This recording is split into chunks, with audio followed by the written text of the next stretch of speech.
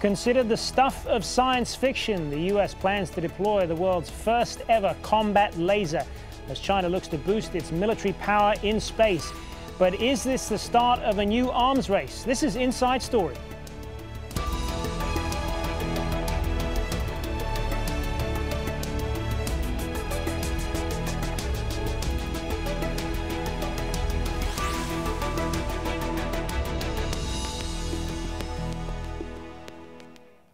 Hello and welcome to the program. I'm Hazem Sika. Well, it conjures up visions of sci-fi movies and video games, but advances in high-tech weaponry are raising fears of a space arms race. China is expanding its military focus. Visiting Air Force headquarters on Monday, President Xi Jinping told officers to speed up air and space integration and increase their offensive and defensive capabilities.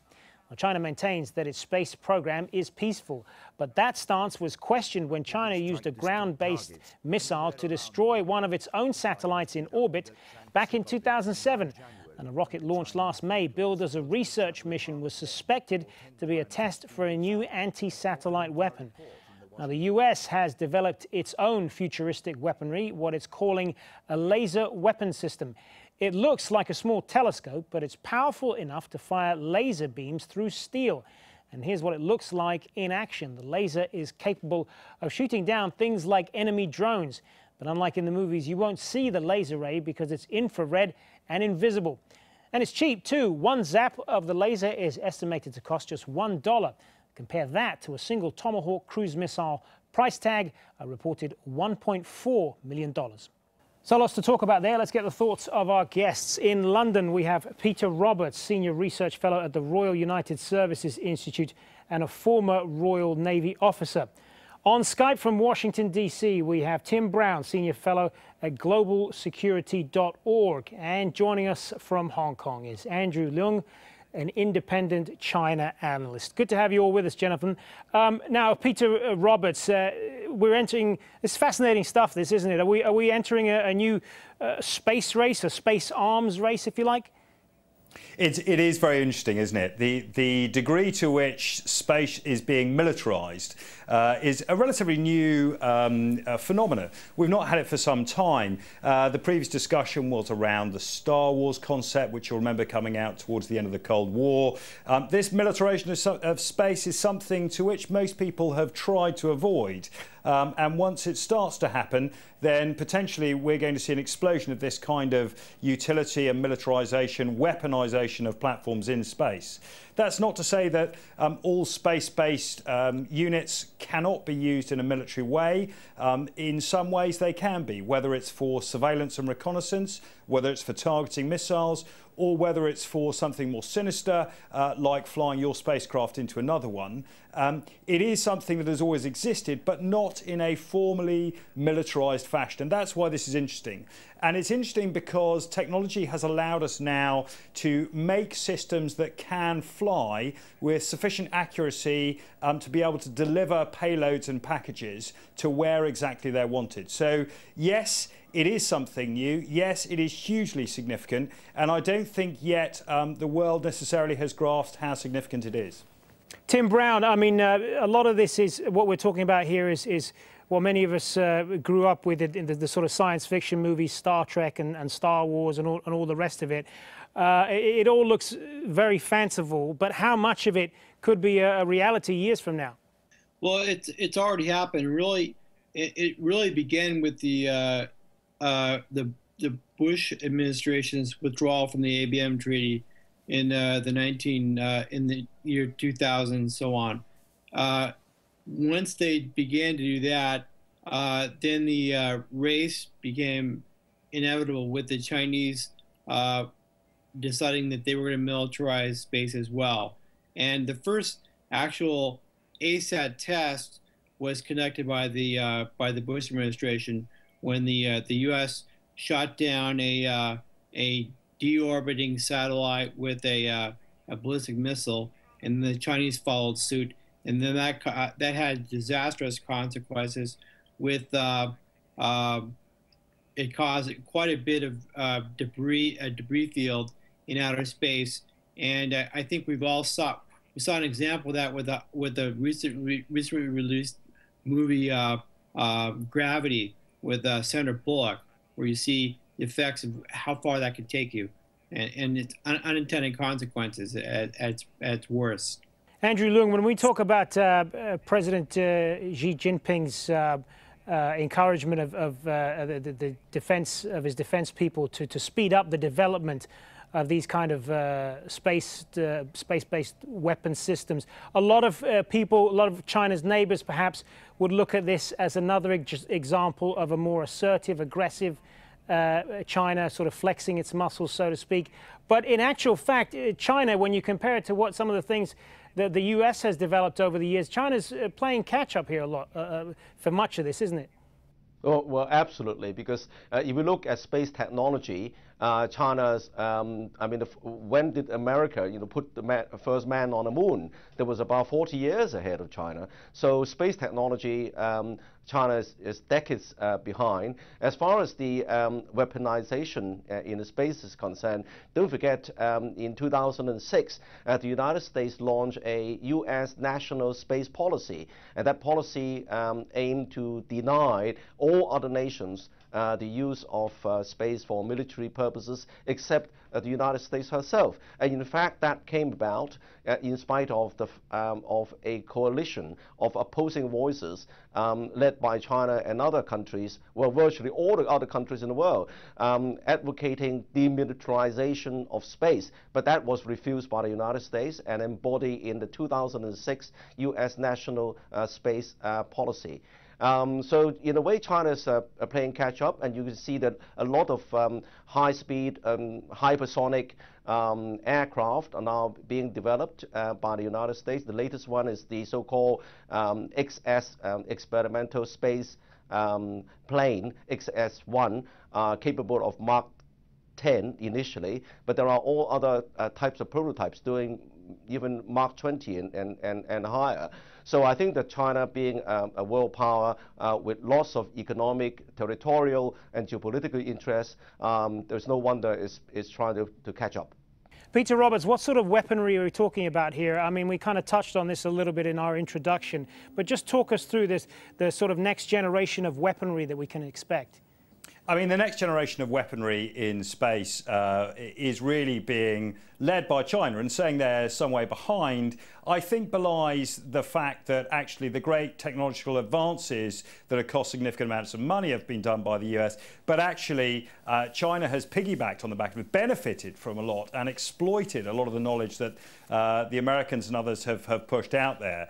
And the militarization of space is something the US have desperately tried to avoid because they can see the disastrous consequences that might come with it. It's hard to imagine a day without space or space-based capabilities. And this is something that we possibly get into when we look at the Chinese ability now to, for example, use their anti-satellite capabilities to take down some of the network that provide sensors, intelligence capability in space. And it's undoubtedly part of their defensive or offensive, which way you look at it, doctrine, which could enable them to do anti-access and area denial as the next step to preventing US dominance and hegemony in the China seas. And that's significant for them.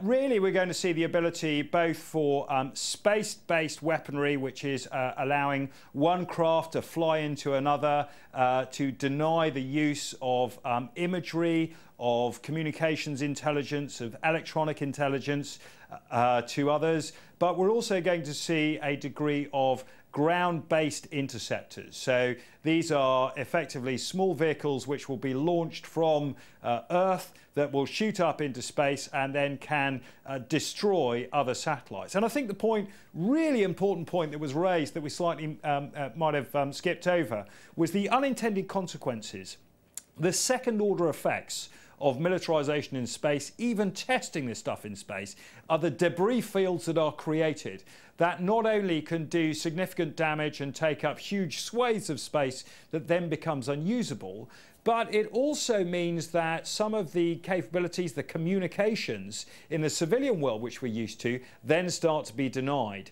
And when you start to look at the number of systems that every country relies on, everything from banking systems, communications, energy control systems, which all rely on timing signals relayed through space, it's hard to imagine the catastrophic consequences of a militarization or an incident in space might have. So you're saying all of these advances on the military side could have a detrimental impact on the civilian side of things if it goes ahead too far?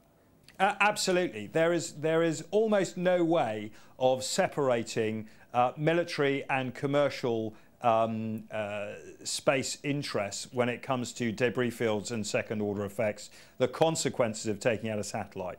It's very difficult to accurately predict, model, and then ensure that any military space-on-space incident is limited purely to a military field. It's going to have consequences for the commercial and civilian world, and those consequences are going to be far more serious than people have previously understood. All right, let's put that point then to Tim Brown.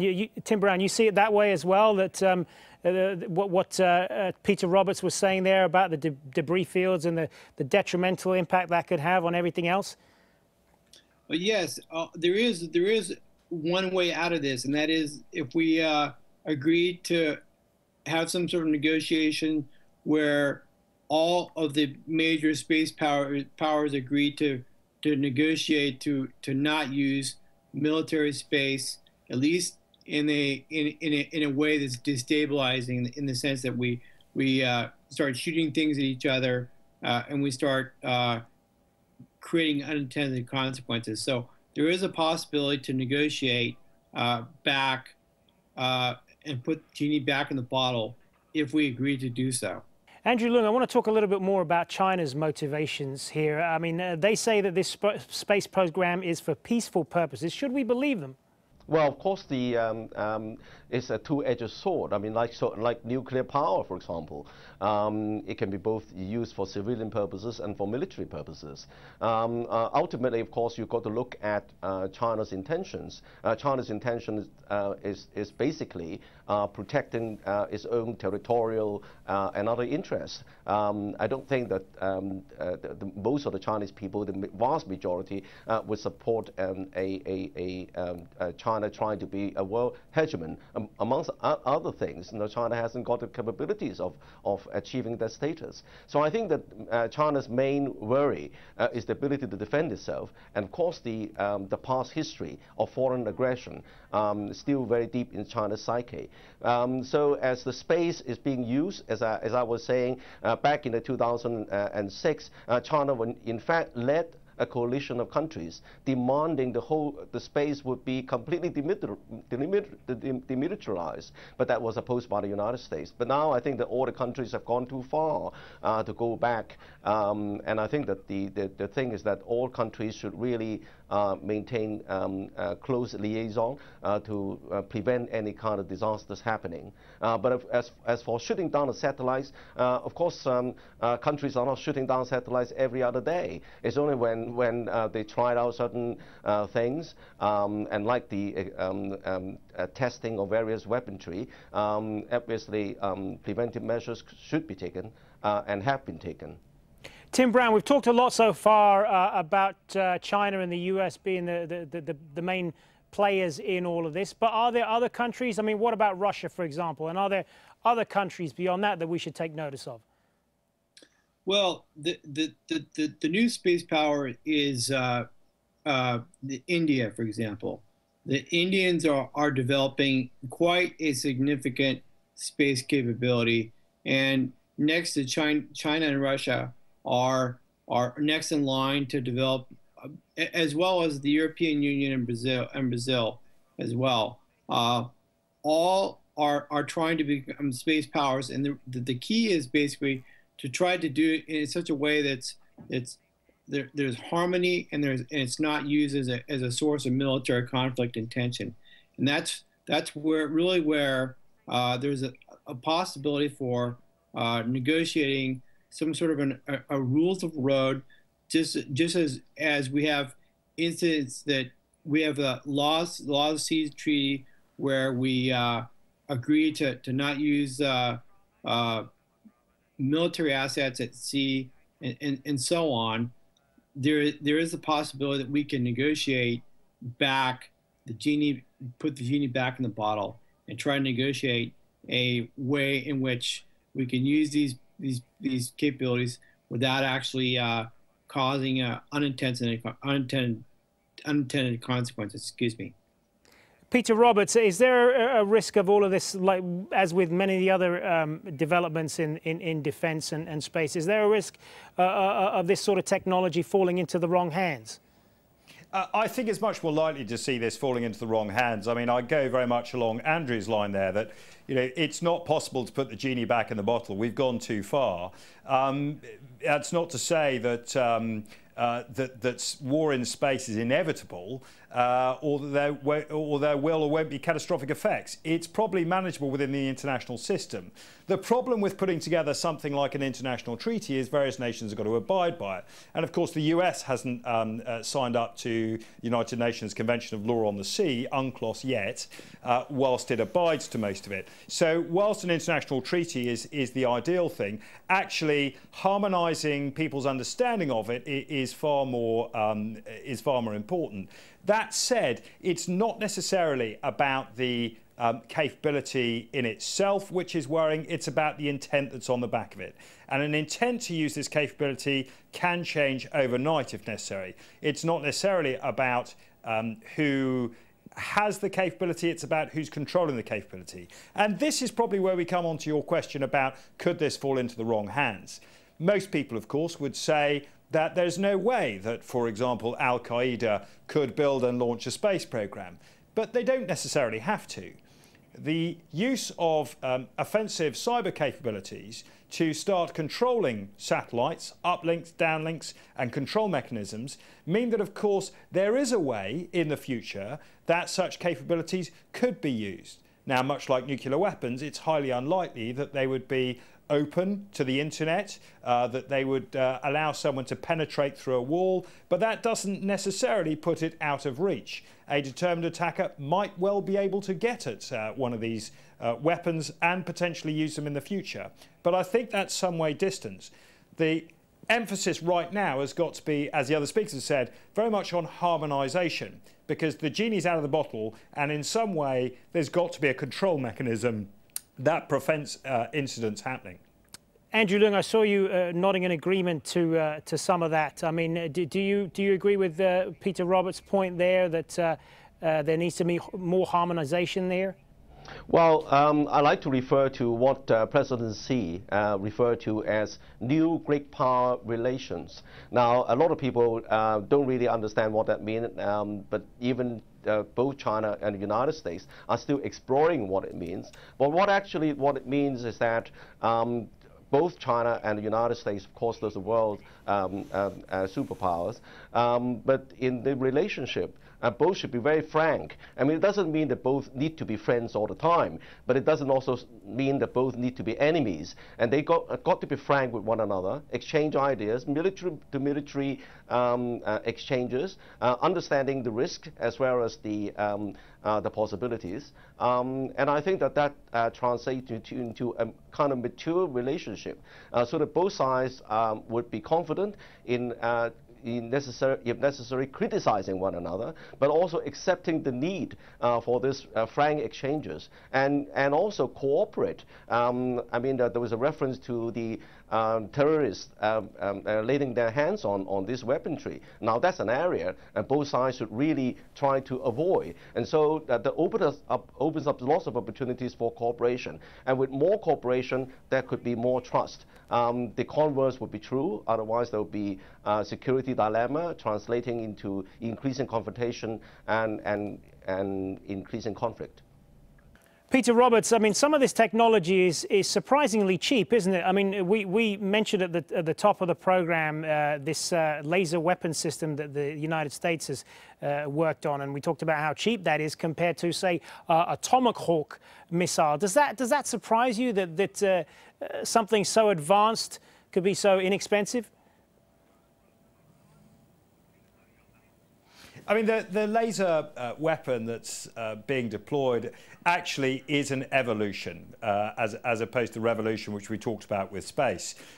Actually, direct energy weapons, in this case using a laser, have been around for quite some time. They developed in the 1970s, and in fact there's a history that goes back into the First World War about using sound to overcome an enemy and destroy them. So this is just an evolution. And whilst the US have been very keen to talk about the price per shot, they're not talking about the developmental costs that sit behind this. And actually, that is very significant. The cost of putting it, of weaponizing it, putting it on a platform is huge, and the power that sits behind it, the power generation that's required for it, is very significant. But that said, the technology is pretty mature. We can see Northrop Grumman, Raytheon, BAE Systems are all developing second-generation laser technology, which can be used for weaponization, whether it's for tracking or destruction, or simply for direct communications. This is very much an evolution. So price doesn't come into this to any extent, but I think it is a point that lots of people are talking about at the moment, just because the price per shot, as they talk about, has come down dramatically. The interesting point for the future will be how much this proliferates and where it sits in the laws of armed conflict. How do you tell if you're being shot at with a laser, which is silent, which has no light attributed to it? How do you understand where that's coming from, and if that is a hostile act? Where does that sit within the laws of armed conflict? And this is a very, very difficult area for people to go into, which thus far has only really been tackled by academics and not seriously by warfighters. So the interesting evolution, that's the next step in this, is how the US doctrine envisages using this kind of laser. Let's get inside the numbers a little bit more, and I want to put this to you, Andrew Leung. The US military spending in 2012 exceeded that of the next 14 countries combined, according to the stats. But China, it's predicted, could overtake the United States within 20 years if it continues to expand at its current rate. That sort of flies in the face of statements coming from China that say this is all for peaceful purposes, and people shouldn't worry too much about this, doesn't it?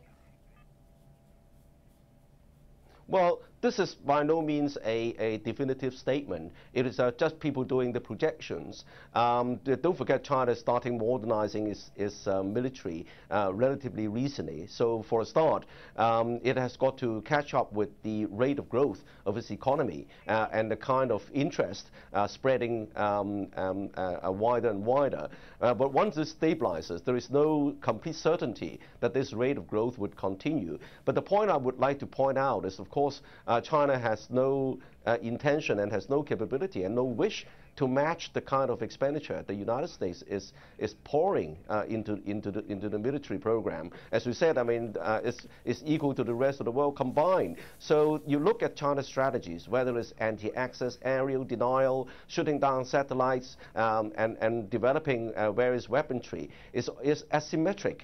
Including cyber warfare. Asymmetric means you achieve the result with the lowest cost possible. So I think that that's the kind of China strategy at the moment. As for the military expenditure, I think the main worry for China is to keep its economy on an even keel and then improving people's livelihood, because a lot of people are still living under poverty. So if they are not careful, and there could be unrest and stabilizing the party. That is even more important than building up the military. All right, on that, we've got to leave it. Thank you to all three of you gentlemen. Peter Roberts in London, Tim Brown in Washington. And do please add your voice to the discussion online, facebook.com/AJ Inside Story and at AJ Inside Story for Twitter will do the trick. I'm Hazem Sika. Thanks for watching. Bye for now.